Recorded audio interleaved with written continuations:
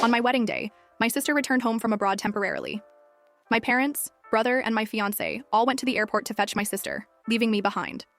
My sister boasted popularity on social media while I tried contacting them, only to be hung up on repeatedly. My fiancé, the only one who answered the phone, said only one thing, asking me to stop making a fuss and that the wedding could be held again. They turned me into a laughingstock at my eagerly awaited wedding. I dealt with the situation calmly and noted the new number 99 in my diary. They had disappointed me 99 times and I wouldn't ask for their love again. I submitted my study abroad application and packed my bags. They believed I'd turned over a new leaf, unaware I was about to leave. The door swung open and Louis Salvatore, my brother, entered and sneered as he caught me looking at my diary. "How old are you? Why are you still so childish? Writing a diary like a pupil?" Normally, I would have argued with him, but this time I kept my head down and ignored his words. Louis, frustrated by my lack of response, grabbed my diary to inspect it. There was only one number on it, 99. It was the number of times they had let me down over the years. Louis was confused, scowled, tossed the notebook aside, and gave me orders. "Stop writing this mess. Luna wants to eat the meatloaf you made. Go wash your hands and do it. Consider this as an apology for the sarcastic comment you made about her today." I stayed composed, nodded, and went downstairs. Louis was surprised at my calmness. After all, I always shed tears over cooking meatloaf for my sister, feeling wronged. But I remained silent this time. "Stella, why are you so obedient today? Are you planning to put something bad in the food?" He looked me over, trying to see through if I had any bad thoughts. Louis glanced at my reddened eyes, paused, and then fell silent. After a long time, he spoke again. "Luna has been abroad for a year. This is her first time back after. We miss her and wanted to see her soon. You should understand. It's just a wedding. We can hold another for you, okay?" I quietly retrieved beef from the fridge to clean them. Yeah, it was just a wedding. They prioritized fetching Luna over my long-awaited wedding, as always. I secured a high-end wedding dress after extensive negotiation, and I meticulously designed the wedding over 6 months with the planner. They knew all of this. However, my nearest and dearest turned me into a complete joke. As the bride, my family was absent, and my groom never showed up. As Luna boasted on social media about so many people picking her up, I endured jeers and handled the mess alone. Even the hotel staff noticed my pale appearance, found me pitiful, and suggested I go home to rest. But my family immediately asked me to cook upon their return. I smirked at myself. I initially intended to decline my tutor's study abroad offer due to my parents' age, Luna's residence abroad, Louis's work commitments, and my upcoming marriage. But now, maybe leaving was the right choice. It was a pity that a 2-week delay was expected after application submission before departure. I pushed Louis away. "Make way, you're blocking my way." My cold demeanor made Louis upset, but the little princess, the living room's focus, approached him just as he felt helpless and was about to speak. "Louis, I can't peel this chestnut." Louis instantly got worried. "Don't peel it yourself, it will hurt your hands. You'll be a pianist. I got this." The annoying flies finally left the kitchen. I looked down at my hands. My fingers, once slim, were now red and puffy from allergies. As I served the meatloaf, I noticed a joyful atmosphere in the living room. Currently, my father, normally preoccupied with business, was attentively listening to his little daughter recounting her study abroad experiences. And my mom's eyes burned with love as she embraced Luna, noting her weight loss and feeling distressed. Louis sat aside, concentrating on helping Luna peel chestnuts. I merely observed the cozy scene in silence. The living room and dining area were distinctly separate, one lively, the other lonely. "Stella, why are you standing there? Are you still mad at me because I affected your wedding?" Luna's aggrieved voice rang out, and only then did the other 3 people in the living room notice me. My dad frowned subconsciously. "Are you mad at us? Come here!" My mom showed some impatience. "Your wedding issue is purely due to your poor decision on the date. It has nothing to do with Luna. If you dare to be angry with Luna, you're not my daughter anymore." Luna pouted and acted coquettishly towards our mom. "Oh, Mom, don't be harsh. Stella will be sad." She seemed to soothe over the things, yet her smugness was evident. I know Luna wasn't innocent because I told her the wedding date a week ago. She saw the message and told me she would prepare a surprise for me. It was indeed a surprise. She's been acting in this drama since childhood, forcing our family to choose between us two. Every time I would be overlooked. Even my fiancé, who was supposed to spend his life with me, didn't choose me. I should have been sad, but maybe I was desensitized, feeling no emotional stir at these words. "I'm not angry." Uttering these 5 words, I caught everyone's attention in surprise. Not angry? How was it possible? I took in their expressions and felt sarcastic. Well, they did realize their actions would provoke anger, but they still did it and even blamed me for my displeasure. Despite my calm demeanor, my parents and Louis sensed unease. After a moment's silence, Dad spoke. "I'm glad you're not angry. We're family. Don't be stingy." "Yeah, I know. I nodded obediently.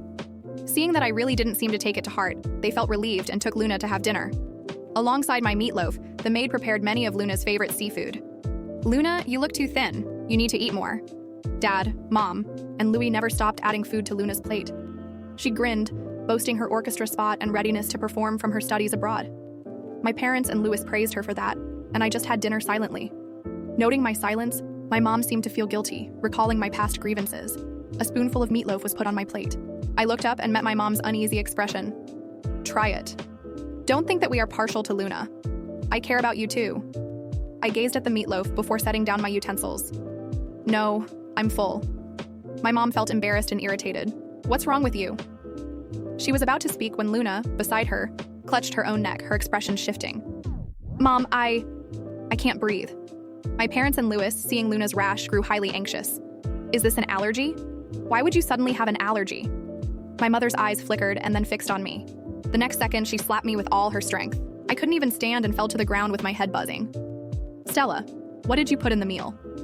Don't you remember what your sister is allergic to?" Louis also looked disappointed.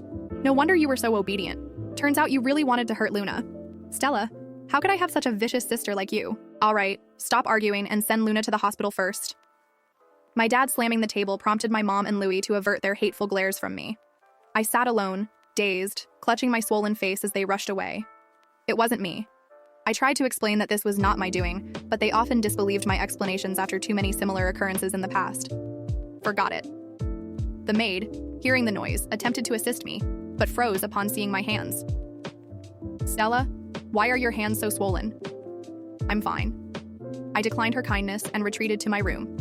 Picking up the notebook on the table, I was flooded with memories. At 8, my family lived in an old house with limited funds. My parents, overwhelmed with work, intended to send one child to stay with my grandparents in the rural area. But Louis was entering high school, a pivotal period, while Luna, young and frail, caused concern. I didn't want to make it hard for my parents, so I volunteered to go. Then I was sent to the countryside. Before leaving, my mother patted my head and praised me as her most sensible child. However, staying at my grandparents' house for 8 years was the cost of being sensible. For 8 years, I had only seen my parents and siblings at Christmas. Their increasingly elegant attire each year suggested my family's financial status had significantly improved. I waited for my parents to take me home from elementary school to high school, but I didn't go back until my grandparents passed away. The shabby, aging cottage I recalled had been renovated into a 3-story mansion. But my room on the first-floor corner, devoid of books, esports gear, and girlish touches, mirrored my neglected status in the family. I packed my essentials into a suitcase. My originally requested wedding leave had been pointless. I was considering calling my tutor and returning to the lab tomorrow when my phone rang. It was a call from Ernest Gilbert, my fiancé. I anticipated questions about the wedding follow-up, not a scolding when I answered. "However, Stella, what did you do to Luna? Why is she in the hospital?" This typically calm man lost his composure twice in one day, once upon hearing Luna's return, and again now. More ridiculously, he was my fiancé. "She's allergic," I answered. "You did it, right? How could you do this to your sister?" Ernest's voice sounded angry. "Stella, I thought you were kind, but you hurt Luna just because of such a small thing. How could you be so cruel?" I heard his accusations without defending myself. "Well, I'm cruel. I hurt Luna. I will apologize when she comes back, okay? If you're done, I gotta go. I have something else to do." Ernest was taken aback by my unexpected reaction. We had many disputes over Luna before. He used to be deeply absorbed in chatting with Luna while dating me. He always ignored my dietary restrictions and ordered Luna's favorite food while we dined together. Despite my repeated hysterical queries, Ernest simply stated, "She's your sister, I'm just helping you care for her." His indifference made me look like a petty lunatic. My family, including Louis, supported him, claiming I was overbearing. Therefore, I subtly reveled in Luna's absence abroad. Thirsty for love, I ignored the pain of the glass shards, refusing to release them until now, and my hands were bloody. "Stella, you'd better really think so. If anything happens to Luna again, we won't have a wedding." Ernest's words contained a strong warning. I heard him exit the car and shut the door as the surrounding noise intensified. I could tell that he likely rushed to the hospital to visit my sister. Ernest really treated me like a fool, pursuing his crush in the name of taking care of my sister. I gave a sarcastic smirk, hung up, and reached out to my tutor. When my parents and Louis returned home weary, I had my belongings packed and set for dormitory life. As I stepped out of the room with my luggage, I heard my mother's sigh. It would be nice for Luna to be with Ernest if his family weren't struggling. Look at him, so thoughtful to Luna. I paused and stopped. Then I heard my father say, "Yeah, a handsome boy." I think Luna actually likes him very much. If I had known it, I would not have tried to introduce Ernest to Stella. Don't think too much. I can't bear to let Luna suffer with Ernest. Let him be with Stella. He and Stella are more compatible. Luna wants to be a pianist. Even if he's Stella's husband, he can still pamper Luna. On seeing me at the top of the stairs, my mother retreated a step in fear after saying so. "St. Stella, why are you here?" Stella tightened her grip on the suitcase handle, her nails digging into her palm as she met her mother's guilty yet startled gaze. There was no point in explaining, no reason to demand answers she already knew. They had never wanted her, never valued her beyond a convenient scapegoat or a tool to keep Luna's life comfortable. She had spent years begging for their affection, compromising her own happiness, but now, standing at the top of the stairs, listening to their blatant disregard for her existence, something inside her finally broke beyond repair. Without a word, she descended the stairs, the wheels of her suitcase echoing in the silent space. Louis, who had been taking off his jacket, straightened, his brows furrowing. "Where do you think you're going?" His voice was sharp, laced with authority, as if he had the right to dictate her actions. Stella didn't slow her steps. "To the dormitory." Her tone was flat, emotionless. It was as if the warmth that once clung to her words had vanished completely. Her father scoffed, rubbing his temples. "Stop acting out. You always do this, sulking over trivial things. If you feel wronged, talk it out like an adult instead of running away." Stella halted at the door, her fingers tightening around the handle of her suitcase. "Like an adult?" she repeated, a bitter chuckle slipping past her lips. "You mean like how you all abandoned me on my wedding day? Like how you accused me without proof? Like how you've spent my entire life making sure I know exactly where I stand in this family?" Her mother stepped forward, her expression darkening. "Stella, don't be ungrateful. We've given you everything." "Everything?" Stella's voice was quiet, almost contemplative. "I was sent away for 8 years, ignored, overlooked, treated as an afterthought. You made sure I knew Luna was the star, the one worthy of love and attention. Even the man you chose for me was never really mine, was he?" Her gaze flickered to Louis, who had been silent, watching her carefully. "Even you, my own brother, never once took my side." Louis crossed his arms. "Don't be dramatic." "Dramatic," she echoed, shaking her head. "That's what you always say when I finally speak up." She exhaled slowly, then turned the knob, opening the door. The cold night air rushed in, chilling her skin. "I'm done."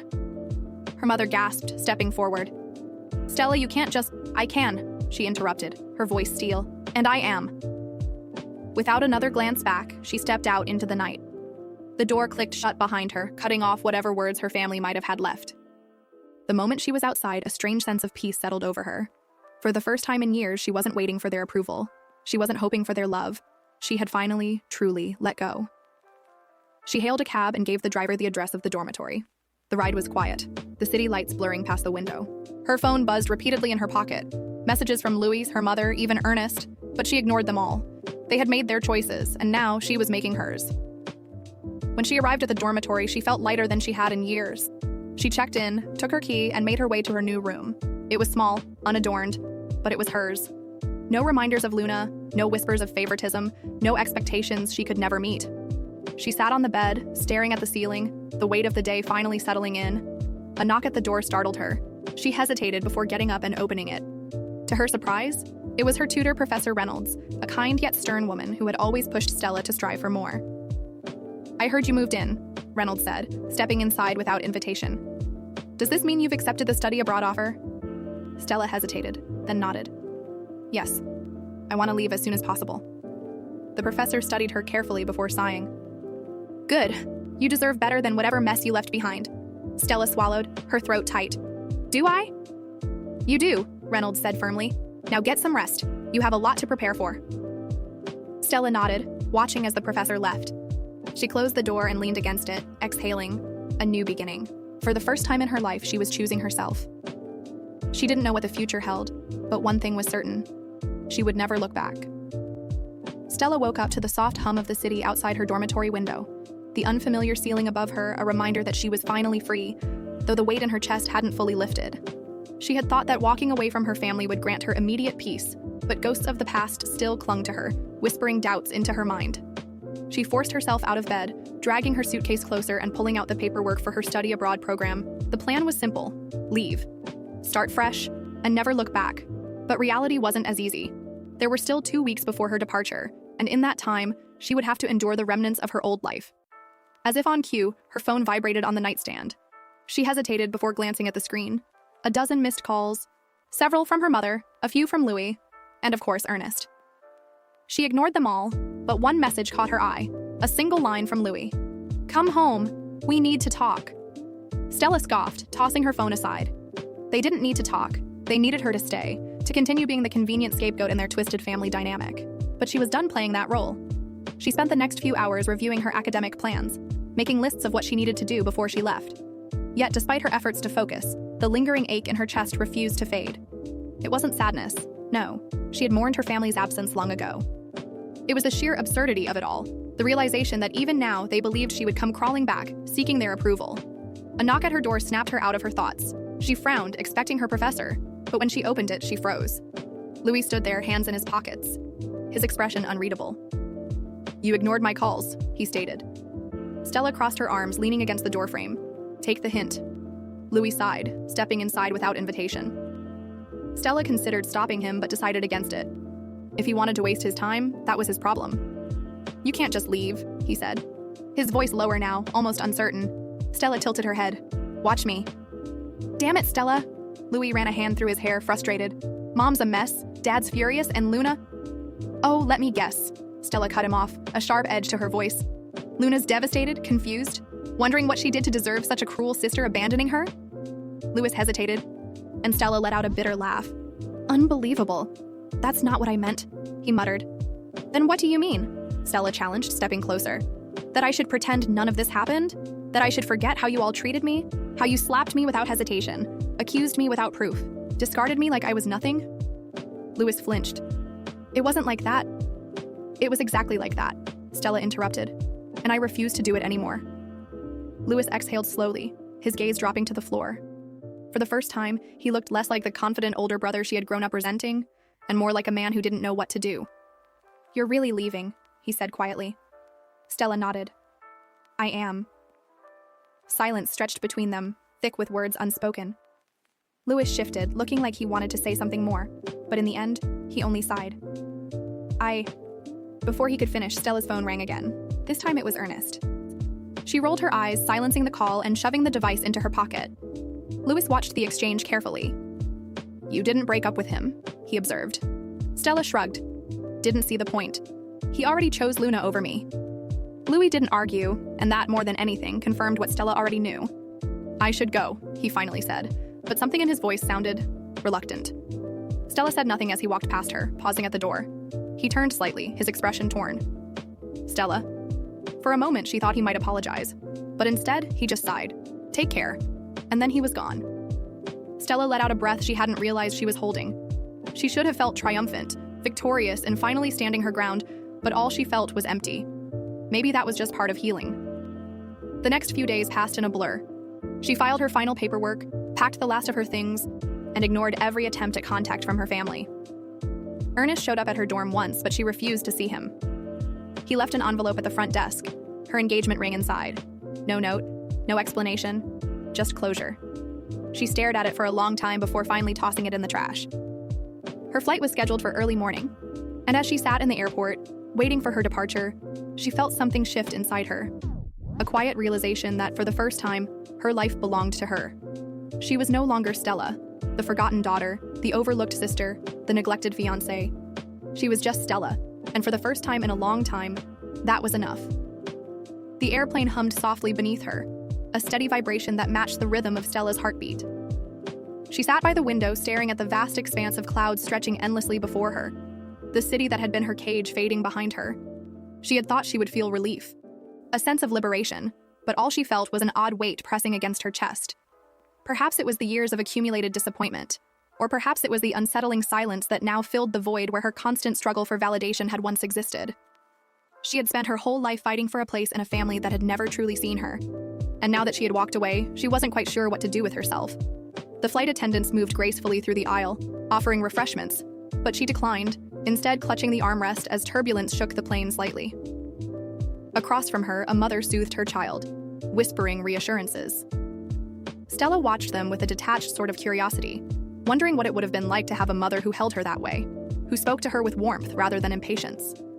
But there was no use dwelling on things that had never been hers. She turned away, resting her forehead against the cool glass of the window, her mind drifting back to the last conversation she'd had with Louis. He had looked as though he wanted to say something more, something important, but he hadn't. And she hadn't asked. Maybe it was better that way. Her phone vibrated in her pocket. She had kept it on despite knowing she shouldn't, half hoping for a message that would never come. When she finally pulled it out, she saw Ernest's name flashing on the screen. She let the call ring out, but a moment later, a text appeared. "You're really gone." There was no apology, no attempt at understanding, just a simple acknowledgement of the fact. It was almost laughable how little effort he had put into keeping her, how easily he had let her slip through his fingers. But then again, maybe he had never truly held her in the first place. She deleted the message without responding. Hours later, as the plane descended, the foreign city unfolded beneath her, glittering under the night sky. This was it. A new beginning. She exhaled slowly, gripping the straps of her bag as she stepped off the plane and into the unknown. The air was different here, crisp and charged with possibilities. She followed the crowd through the terminal, retrieving her luggage and making her way toward the exit where a car was waiting for her. Her professor had arranged accommodations for her near the university, and as she settled into the back seat, she finally allowed herself to breathe. The drive through the city was surreal. Everything was unfamiliar. The streets, the signs, the people. Yet for the first time in a long time, she didn't feel like she had to shrink herself to fit in. Here, she wasn't someone's disappointing daughter, the overshadowed sister, or the neglected fiancé. She was just Stella, and that was enough. Days turned into weeks, and Stella found herself slowly adjusting to her new life. She immersed herself in her studies, pouring every ounce of her energy into research, determined to carve out a place for herself in this new world. Her classmates were kind but distant, sensing the invisible walls she had built around herself. She didn't mind. She had spent a lifetime being overlooked. Solitude was familiar, almost comforting. But then there was Adrian. He was in the same program, sharp-witted and endlessly curious, with a quiet intensity that reminded her of herself.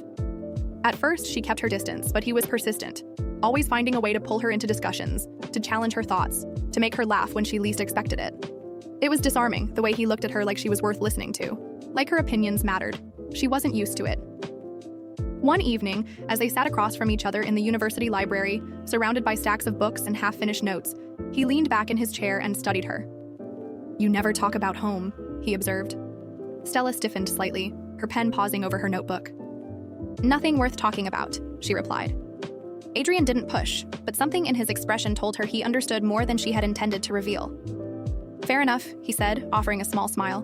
"But just so you know, you don't have to carry everything alone." She wanted to tell him that she had spent her entire life carrying things alone, that she didn't know how to do anything else. But instead, she just nodded.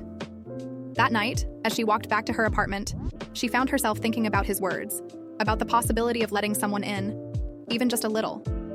But before she could dwell on it too much, her phone buzzed. This time, it wasn't Ernest or Louis. It was a number she didn't recognize. Hesitantly, she opened the message. "Stella, it's Dad. We need to talk."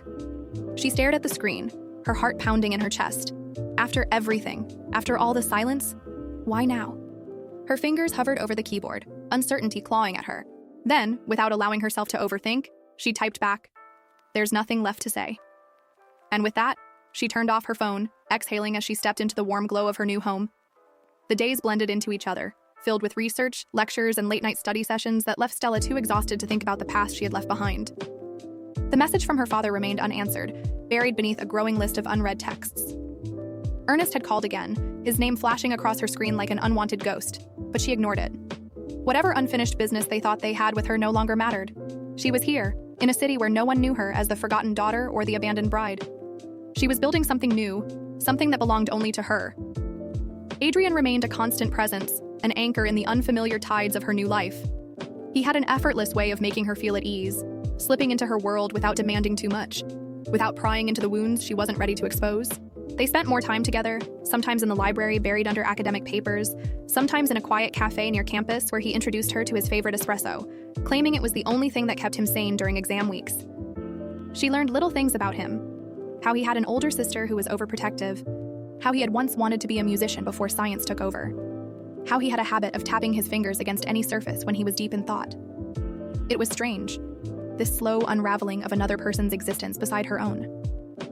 She had spent so much of her life walking through shadows, fading into the background while Luna took the spotlight. Now someone was paying attention, Someone saw her, but she wasn't sure she was ready to be seen. One evening, as they walked back from a late seminar, the streets quiet except for the occasional distant hum of traffic, Adrian turned to her with a contemplative look. "I get the feeling you're running from something," he said, his voice casual yet edged with curiosity. Stella's steps slowed, her fingers tightening around the strap of her bag. "Everyone is running from something," she replied, deflecting as she always did. Adrian chuckled, shoving his hands into his pockets.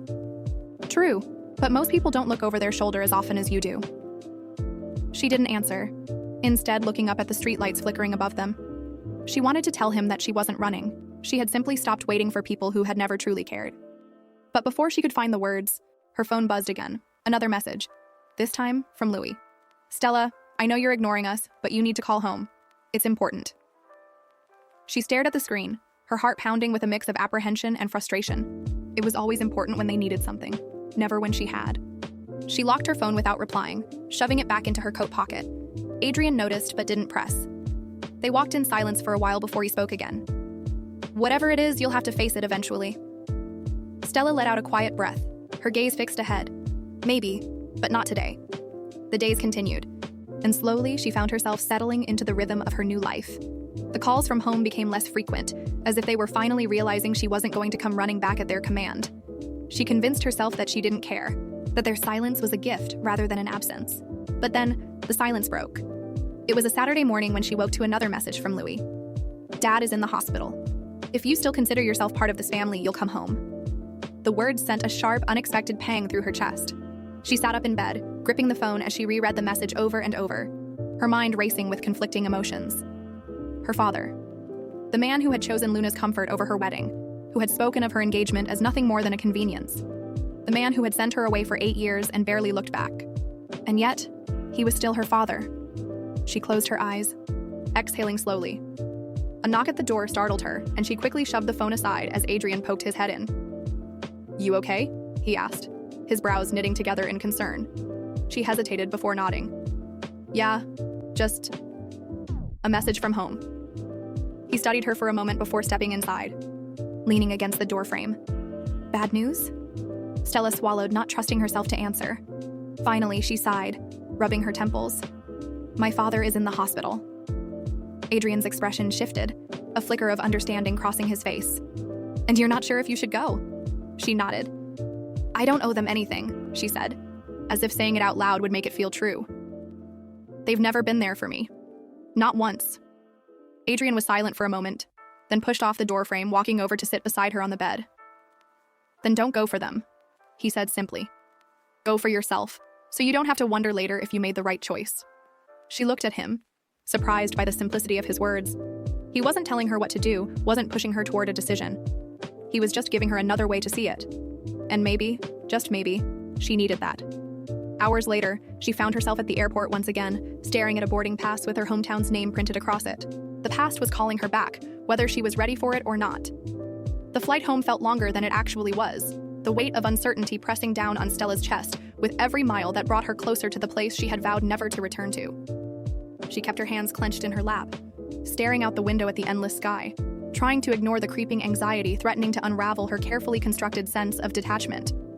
She told herself she was only going back for closure, that this visit didn't mean she was forgiving them, that she owed them nothing. But even as she repeated those words in her mind, a small, nagging voice whispered that maybe, just maybe, she was lying to herself. When she landed, the cold air hit her as she stepped outside the terminal, the familiar scent of the city bringing back memories she had buried deep. A part of her had expected no one to be there to pick her up, but as she scanned the crowd, her eyes locked onto Louis standing stiffly near the exit. He hadn't changed much. Same sharp eyes, same guarded expression. For a brief moment, neither of them moved. Then, with a sigh, he walked toward her, shoving his hands into his coat pockets. "You actually came," he muttered, his voice devoid of any warmth.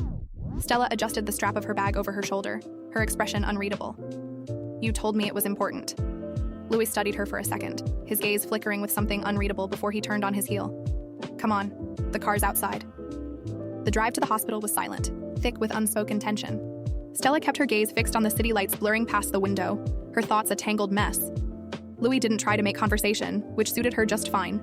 It wasn't until they reached the hospital parking lot that he finally spoke again. "Before we go in, don't make a scene." Stella turned to him, her brows furrowing. "Excuse me?" Louis sighed, gripping the steering wheel tightly. "Mom's already on edge. Luna's been crying. Just don't start anything." A bitter laugh escaped her lips. "Right, because that's what I do, isn't it? I start things." Louis clenched his jaw but didn't argue. Instead, he pushed open the car door, leaving her to follow.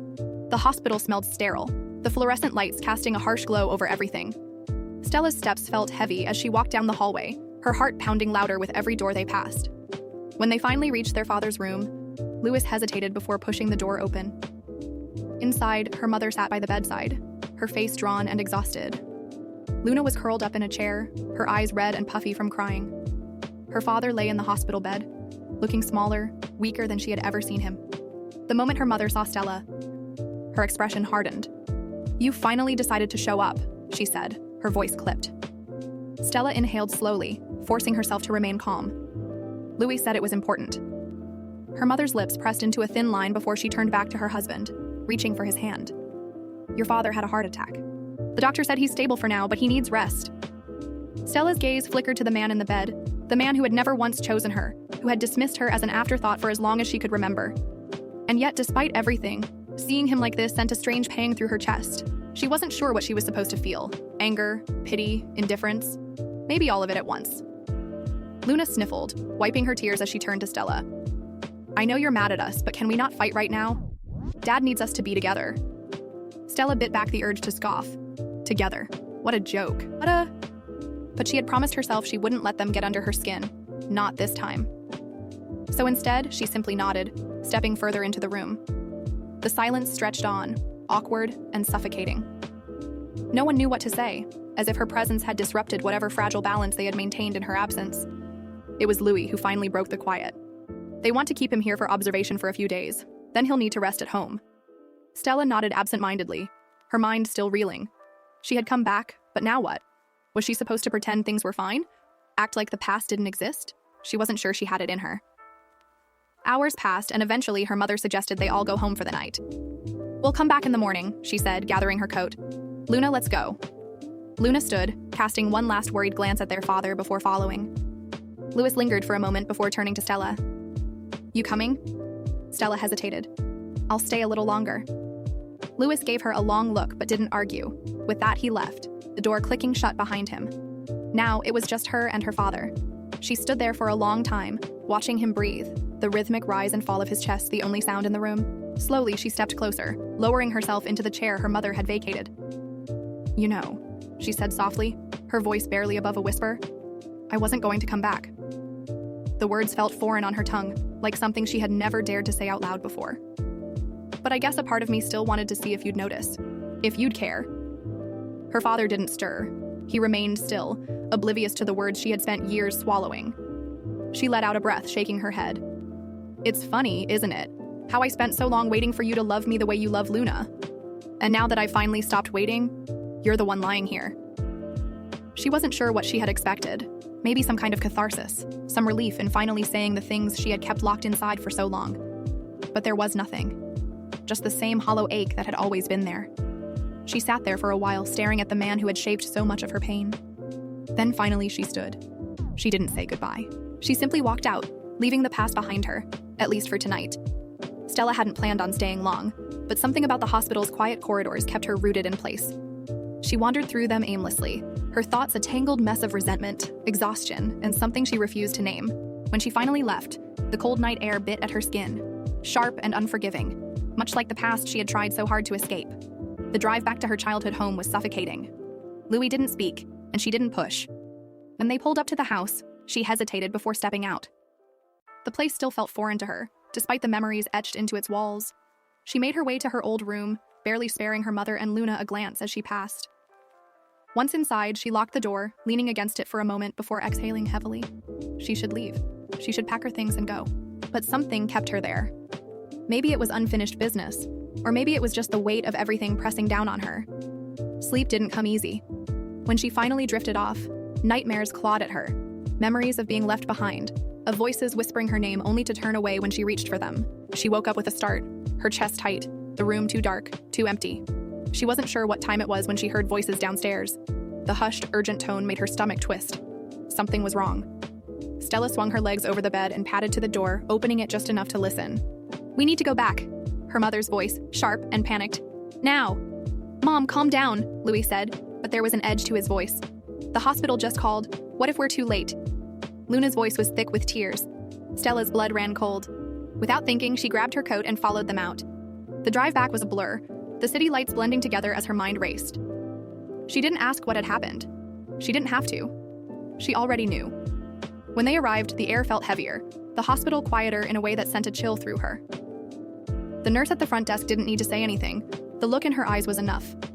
Stella's mother let out a broken sob, clutching her chest as if the pain were physical. Luna's knees buckled and Louis caught her before she collapsed. Stella just stood there, numb, unblinking. Dead. The word echoed in her mind, hollow and distant.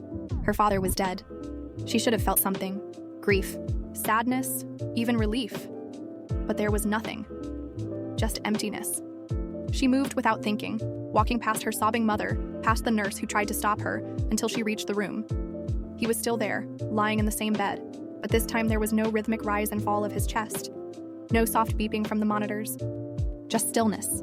Just silence. She stepped closer, staring down at the man who had never truly seen her. The man who had chosen Luna every single time. The man she had wanted so desperately to love her, to fight for her, to care in a way he never did. And now he was gone. Stella swallowed hard, forcing herself to feel something. Anything. But the tears wouldn't come. Her hands curled into fists at her sides, her nails biting into her palms. "I waited for you," she whispered, the words barely audible. "I waited for you my whole life." But there was no answer. There never had been.